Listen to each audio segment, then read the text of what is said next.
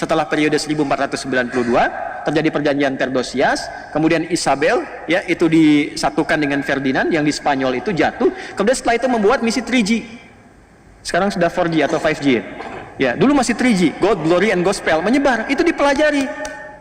Karena kerajaan yang kirimkan seringkali karam, di lautan besar itu karam, biayanya banyak, mahal, habis semua, makanya sering dikali harta karun peninggalan Raja Spanyol dan sebagainya, sering sampai jadi film dokumenter sekarang ini. Nah, belajar dari situ beberapa yang Yahudi bikin satu konsep, udah gabungin aja semua nih pengusaha-pengusaha supaya resikonya makin kecil. Kalau karam pun harta keluar sedikit, kalau menang keuntungan banyak, maka disusun itu. Asalnya yang muncul Yahudi, itulah saham pertama kali yang terjadi di bumi, yang diarahkan untuk kepentingan swasta konsorsium tadi. Itu markasnya kecil aja, kecil, sekarang jadi asrama. Jadi sedikit begini, di Delft namanya, Delft ya. Ada bulatan masuk lorong sebelah kiri, kecil aja, mungkin jaraknya tuh 10 meteran lah ke atas gitu. Itu kantor VOC yang ngambilin rempah-rempah dan semuanya kita itu ya. Kuman gudangnya sebesar Masjid Al-Azhar depannya. Terus dibikin kanalnya itu nyambung ke 13 provinsi di Belanda, nyambung ke Samudra Hindia, nyambung sampai ke kita. Jadi kalau ngambil rempah-rempah dari sini, lewat jalur laut, itu langsung tembus ke gudang. Masih ada gudangnya sampai sekarang. Jadi restoran sekarang ini. Saya baru dari sana beberapa waktu yang lalu. Dan yang paling menarik itu pajaknya dipakai untuk membangun Belanda. Jadi Belanda itu dibangun dari pajaknya VOC. Jadi Belanda tuh sampai ke New York nanti. New York itu asalnya mau dibangun New Netherlands. New York itu kita punya saham rempah dari sini ke New York itu. Makanya harusnya masuknya tanpa visa tuh ke situ. Sahamnya dari sini. Baca sejarah lagi, baca sejarah. Itu bangun, bayangkan betapa kayanya negeri ini. Pajaknya aja bisa bangun Belanda, pajaknya aja.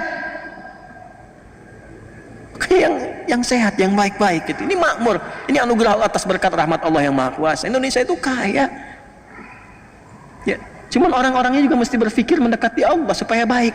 Yang kita perlukan orang baik. Kalau cuman pintar nggak baik, kekayaannya nggak berguna, habis. Ya balik lagi dari situ, itu Anda bisa bayangkan ekonomi dikuasai di masa-masa itu. Jadi yang pertama dikuasai ekonominya dulu supaya megang dunia. Karena kalau ekonomi dikuasai gampang, militer dikendalikan, pemerintahan dikendalikan, karena gampang bayar selesai. Itu ilmu dipakai dari Korun. Rusaknya dari situ. Karena Firaun dibiayainya oleh Korun. Nanti muncul panglimanya namanya Haman. Makanya sering diungkap di Quran kisah Korun, kisah Firaun. Zamannya kan sama. Panglimanya Haman, intelektualnya juga ada. Dan penasihat spiritual yang kebelingernya pun ada, Balaam namanya. Komplit lah di situ. Ya, jadi kalau sudah unsur-unsur itu ada dan nggak disebutkan, ya, secara tegas nama detailnya untuk menunjukkan kesan bahwa itu bisa berpotensi terjadi lagi di masa depan. Yang membawa itu genealogi ini, manusia-manusia ini, kuasai ini, nanti tinggal gampang. Ya, itu di masa-masa itu sudah terjadi. Kalau ingin menentukan satu pemimpin di mana saja sampai ke level-level daerah. Kalau di kita mungkin wali kota atau bupati, itu sudah nyampe. Udah masuk ke satu tempat disiapkan semuanya. Ini biayanya sekian, ukuran jas kamu, ukuran sepatu kamu, ukuran ini udah sekian. Jadi, tapi harus ikut begini. Tuh kelakuannya ini. Dari dulu. Itu kalau saya buka sampai referensi sampai ke atasnya, kita bisa turunkan nasabnya sampai ke era Firaun itu. Nah, itu yang terjadi. Maka ini mengonfirmasi, teruskan ayatnya sampai ayat yang ke-6. Tsumma radadna lakumul karwata 'alaihim wa amdadnakum bi amwal. Itu konfirmasinya. Ini pembuktian firman Allah benarnya. Perhatikan, mereka akan kuat di bidang ekonomi. Ini karena gerakan pertama yang dibangun itu. Wa amdadnakum bi amwal wa banin, keturunan mulai banyak menyebar dan mereka pegang ekonomi itu. Sekarang bukan cuma jadinya di Palestina itu yang 1948 kemudian tiba-tiba deklarasi, yang fasilitasi siapa? Inggris kan? Ya, khayalannya munculkan kembali keagungan itu di Bukit Zion itu. Maka gerakan untuk membawa ke Zion disebut dengan Zionism. Pelaku karakternya disebut dengan Zionis.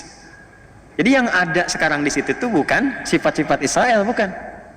Bukan sifat-sifat Yahudi yang kembali hudna, bukan. Itu Zionis. Karena Yahudi yang awal-awal tinggal itu damai, biasa-biasa saja. Coba lihat, biasa-biasa saja dengan orang Islam biasa, dengan Kristen biasa, damai aja. Ini gerakan-gerakan perusak. Jadi yang datang ini perusak. Tapi udah disebut di Quran. Dan itu menyebar. Ya, wa amdadnakum bi amwalin wa banina. Yang paling hebat begini. Wa ja'alnakum aktsara nafira. Dan gerakan itu nanti melintasi zamannya akan punya dukungan-dukungan dari pihak-pihak luar yang menguatkan dan membantu mereka. Nafir itu artinya yang mensupport, yang mendukung, yang mendorong. Jadi Quran sudah mengungkap ketiganya. Terbukti nggak sekarang? Satu, ekonomi dipegang, terbukti? Bukti ya. Yang kedua, mereka punya jejaring yang menyebar tuh dari anak keturunan dimanapun. Dan itu punya lobbynya, punya grup-grupnya, punya asosiasinya. Ya, mungkin nanti ada Freemasonry, ada yang lobby, ada yang macam-macam. Itu disebutkan wabanina, nyebar. Dan semua membentuk jaringan untuk saling menguatkan sehingga dia bisa punya proksi, bisa punya macam-macam yang itu akan membantu. Waja'alnakum aktsara nafira. Semua tiga-tiganya sekarang sedang dibuktikan, ditunjukkan kebenaran ayat ini oleh Allah yang terjadi sekarang. Jadi kalau pengen tahu pembuktiannya, maaf, bi amwalin, nih yang pegang ekonomi sekarang siapa? Coba cek googling siapa aja keluarganya, ketemu. Wabanina, keturunan-keturunan yang menyebar dimanapun ada.